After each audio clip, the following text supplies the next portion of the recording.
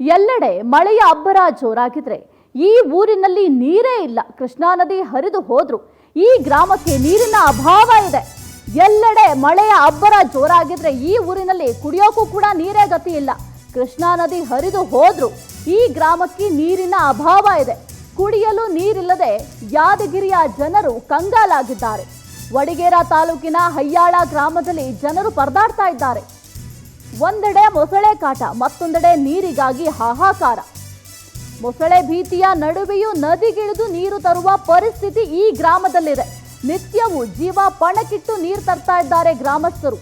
ಆದರೆ ಯಾರೂ ಕೂಡ ಇವರಿಗೆ ಸಹಾಯ ಮಾಡೋದಿರಲಿ, ಇತ್ತ ತಿರುಗಿಯೂ ಕೂಡ ನೋಡಿಲ್ಲ. ಅಧಿಕಾರಿಗಳಾಗಿರಬಹುದು, ಜನಪ್ರತಿನಿಧಿಗಳಾಗಿರಬಹುದು, ಯಾರೂ ಕೂಡ ಇವರ ಪರಿಸ್ಥಿತಿ ಹೇಗಿದೆ, ಏನು ಮಾಡ್ತಾ ಇದ್ದಾರೆ, ಅಲ್ಲಿನ ಗ್ರಾಮದ ಪರಿಸ್ಥಿತಿ ಏನು ಅಂತ ಯಾರು ಒಬ್ಬರೂ ಕೂಡ ಇಲ್ಲಿ ತಿರುಗಿಯೂ ಸಹ ನೋಡಿಲ್ಲ.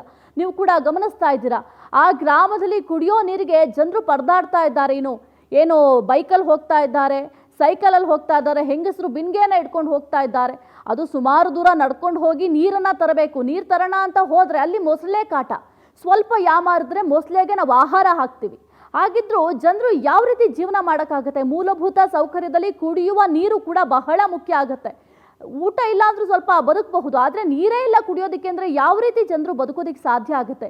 ಜನಪ್ರತಿನಿಧಿಗಳು ಓಟ್ ಕೇಳುವಾಗ ಮಾತ್ರ ಅಮ್ಮ ಓಟ್ ಹಾಕಮ್ಮ, ಅಕ್ಕ ಓಟ್ ಹಾಕು, ಅಣ್ಣ ಓಟ್ ಹಾಕು ಅಂತ ಕೇಳೋದಲ್ಲ. ಇಲ್ಲಿನ ಗ್ರಾಮಸ್ಥರ ಪರಿಸ್ಥಿತಿ ಏನಾಗಿದೆ? ಅವ್ರು ಕುಡಿಯೋದಕ್ಕೆ ನೀರಿಲ್ಲದೆ ಒದ್ದಾಡ್ತಿದ್ದಾರೆ. ಈ ಸಮಸ್ಯೆನ ಯಾವ ರೀತಿ ಪರಿಹರಿಸಬೇಕು ಅದರ ಬಗ್ಗೆ ಕೊಂಚನಾದರೂ ಗಮನ ಕೊಡಬೇಕಾಗತ್ತೆ. ಇನ್ನು ಅಧಿಕಾರಿಗಳು ಅಷ್ಟೇ, ಗ್ರಾಮಸ್ಥರು ಇಷ್ಟು ಪರದಾಡ್ತಿದ್ದಾರೆ ಅಂದರೆ ನೀವು ಸ್ವಲ್ಪ ನೋಡಬೇಕಾಗತ್ತೆ ಅವರ ಪರಿಸ್ಥಿತಿ ಏನಾಗಿದೆ ಅಂತ. ಏನಾದರೂ ಯಾಮಾರಿ ಮೊಸಳೆ ಏನಾದರೂ ಅಟ್ಯಾಕ್ ಮಾಡಿದ್ರೆ ಅವರು ಬದುಕುಳಿಯೋದಕ್ಕೆ ಸಾಧ್ಯ ಆಗತ್ತಾ? ಕುಡಿಯೋದಕ್ಕೆ ನೀರಿಲ್ಲ ಅಂದರೆ ಹೆಂಗ್ರಿ ಬದುಕ್ತಾರೆ? ನೀವೇ ನೀರಿಲ್ಲದೆ ಬದುಕೋದಕ್ಕೆ ಸಾಧ್ಯ ಆಗುತ್ತಾ? ಎಲ್ಲೆಡೆ ಮಳೆ ಆಗ್ತಾ ಇದೆ, ಮಳೆಯಲ್ಲಿ ಸಾಕಷ್ಟು ಅವಾಂತರ ಆಗ್ತಿದೆ, ಇನ್ನು ನದಿಗಳು ತುಂಬಿ ಹರಿತಾ ಇದೆ. ಕೆಲವೊಂದಿಷ್ಟು ರೈತರ ಮುಖದಲ್ಲಿ ಮಂದಹಾಸ ಮೂಡ್ತಾ ಇದೆ. ಈ ರೀತಿಯಾಗಿ ನಾವು ಹೇಳ್ತಾ ಇರ್ತೀವಿ, ಆದರೆ ಈ ಗ್ರಾಮದಲ್ಲಿ ಕುಡಿಯೋಕೆ ನೀರು ಗತಿ ಇಲ್ಲ. ಕುಡಿಯೋಕೆ ನೀರಿಲ್ಲದೆ ಆ ಗ್ರಾಮಸ್ಥರು ಪರದಾಡ್ತಾ ಇದ್ದಾರೆ. ನೀವು ಗಮನಿಸ್ತಾ ಇದ್ದೀರಾ, ಬಿನ್ಗೆನ ಕೈಲಿ ಹಿಡ್ಕೊಂಡು ನಿಂತಿದ್ದಾರೆ. ನೀವು ಗಮನಿಸ್ತಾ ಇದ್ದೀರಾ, ಕೆಲವೊಂದಿಷ್ಟು ವೆಹಿಕಲ್ ಇರೋರು ವೆಹಿಕಲಲ್ಲಿ ನೀರನ್ನು ತುಂಬಿಸ್ಕೊಂಡು ತರ್ತಾರೆ.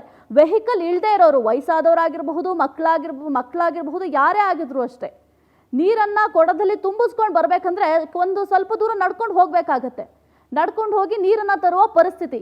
ಸರಿ ಆಯ್ತಪ್ಪ, ನಡ್ಕೊಂಡು ಹೋದ್ರೂ ಪರವಾಗಿಲ್ಲ, ನೀರು ತುಂಬಿಸ್ಕೊಂಡು ತರೋಣ, ನಮಗೆ ಕುಡಿಯೋದಕ್ಕೆ ನೀರು ಬೇಕಲ್ವಾ ಮುಖ್ಯವಾಗಿ ಅಂತ ಯೋಚನೆ ಮಾಡಿದ್ರೆ ಅಲ್ಲಿ ಮೊಸಳೆ ಕಾಟ ಬೇರೆ ಇದೆ. ಒಂದು ಕಡೆ ಮೊಸಳೆ ಕಾಟ, ಮತ್ತೊಂದು ಕಡೆ ನೀರಿಲ್ಲ. ಏನಾಗಬೇಕು ಅವರ ಪರಿಸ್ಥಿತಿ? ಸ್ವಲ್ಪನಾದರೂ ಗಮನ ಕೊಡಿ ಸ್ವಾಮಿ. ಸ್ವಲ್ಪ ಇಲ್ಲಿ ಏನಾಗ್ತಾ ಇದೆ, ಗ್ರಾಮಸ್ಥರು ಯಾವ ರೀತಿ ಜೀವನ ನಡೆಸ್ತಾ ಇದ್ದಾರೆ, ಅಲ್ಲಿ ಮೂಲಭೂತ ಸೌಕರ್ಯಗಳು ಇದೆಯಾ ಇಲ್ಲವಾ? ಆ ಗ್ರಾಮದಲ್ಲಿ ಓಟ್ ಕೇಳುವಾಗ ಹೋಗೋದಲ್ಲ, ಆ ಗ್ರಾಮಕ್ಕೆ ಬೇಕಾದಂತಹ ಮೂಲಭೂತ ಸೌಕರ್ಯ ಎಲ್ಲವನ್ನೂ ಕೂಡ ಒದಗಿಸಬೇಕಾಗತ್ತೆ. ನಿಮ್ಮ ಅವಶ್ಯಕತೆ ಬಿದ್ದಾಗ ನೀವು ಯಾವ ರೀತಿ ಬರ್ತೀರೋ ಅದೇ ರೀತಿ ಅವರ ಅವಶ್ಯಕತೆ ಏನಿದೆ ಅದನ್ನು ನೀವು ಪೂರೈಸಬೇಕಾಗತ್ತೆ. ಜನರಿಂದ ನೀವು, ನಿಮ್ಮಿಂದ ಜನರಲ್ಲ. ಜನರು ಓಟ್ ಹಾಕಿದ್ರೆ ನೀವು ಗೆದ್ದು ಅಧಿಕಾರಕ್ಕೆ ಬರೋದಕ್ಕೆ ಸಾಧ್ಯ ಆಗೋದು. ಜನರು ಓಟ್ ಹಾಕಿಲ್ಲ ಅಥವಾ ನಿಮ್ಮನ್ನು ಗೆಲ್ಲಿಸಿಲ್ಲ ಅಂದರೆ ನೀವು ಹೆಂಗ್ರಿ ಅಧಿಕಾರ ನಡೆಸ್ತೀರಾ? ಈಗಲಾದರೂ ಸ್ವಲ್ಪ ಎಚ್ಚೆತ್ಕೊಂಡು ಆ ಗ್ರಾಮಸ್ಥರಿಗೆ ಏನು ತೊಂದರೆ ಆಗ್ತಾ ಇದೆ, ಇನ್ನು ಮೂಲಭೂತ ಸೌಕರ್ಯವಾಗಿ ಕುಡಿಯೋ ನೀರೇ ಇಲ್ಲ ಅಂದರೆ ಆ ಗ್ರಾಮದ ಪರಿಸ್ಥಿತಿ ಏನಿರ್ಬೋದು, ಮಿಕ್ಕಿದ ಮೂಲಭೂತ ಸೌಕರ್ಯ ಇದೆಯೋ ಇಲ್ವೋ ಅದು ಕೂಡ ಗೊತ್ತಿಲ್ಲ. ಸ್ವಲ್ಪ ಜನರ ಕಡೆ ಗಮನ ಕೊಡಿ. ಜನರಿಂದ ನೀವು, ನಿಮ್ಮಿಂದ ಜನರಲ್ಲ. ಇದನ್ನು ಬಹಳ ಬಾರಿ ಎಲ್ಲರೂ ಕೂಡ ಹೇಳ್ತಾ ಇರ್ತಾರೆ. ಆದರೆ ಇಷ್ಟಾದರೂ ನೀವು ಎಚ್ಚೆತ್ಕೊಂಡಿಲ್ಲ ಅಂದರೆ ಬಹಳ ಕಷ್ಟ ಆಗುತ್ತೆ. ಜನರ ಪರಿಸ್ಥಿತಿ ಏನಾಗಬೇಕು? ಮೊಸಳೆ ಇದೆ ಅಂದಮೇಲೆ ಮೊಸಳೆ ಕಾಟಕ್ಕೆ ಜನರು ಎದರಿ ಅಥವಾ ನೀರು ಕುಡಿಯೋದು ಬೇಡಪ್ಪ, ಮೊಸಳೆ ಏನಾದ್ರು ಅಟ್ಯಾಕ್ ಮಾಡುತ್ತೆ ಅಂತ ಯೋಚನೆ ಮಾಡಬೇಕು ಅಂತ ಅಂದರೆ ಕುಡಿಯೋದಕ್ಕೆ ನೀರಿಲ್ಲ ಅಂದರೆ ಜೀವನ ನಡೆಸೋದು ಹೇಗೆ? ನಮ್ಮ ಜೀವ ಆದರೂ ಇರೋದು ಹೇಗೆ?